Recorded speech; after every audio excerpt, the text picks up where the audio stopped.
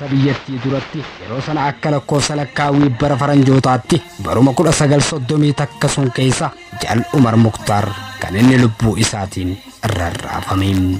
Yaasan ummanni Liibiyaatiis nama jabaa tokko dhabe.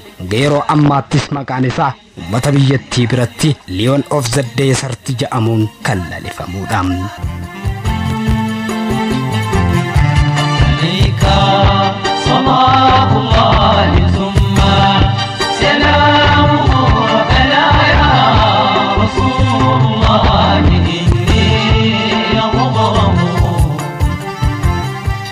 Siidaa yaadannoo isaatis magaalaa Tripoli keessatti dhaabbateetii jira.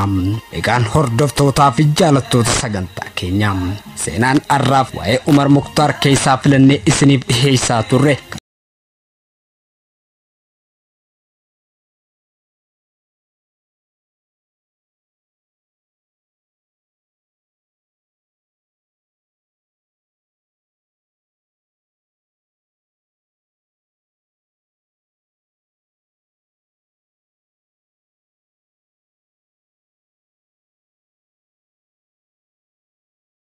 Biyyattii duratti yeroo sana akka lakkoofsa lakkaawwii bara faranjootaatti baruma 1930 takka sun keessa Jaal Umar Mukhtar kan inni lubbuu isaatiin rarraafame.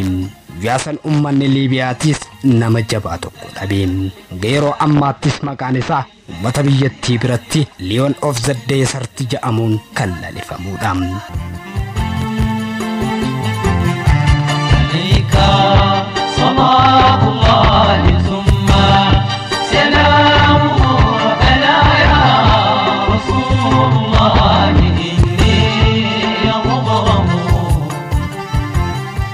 Siidaa yaadannoo isaatis magaalaa Tripoli keessatti dhaabbateetii jira.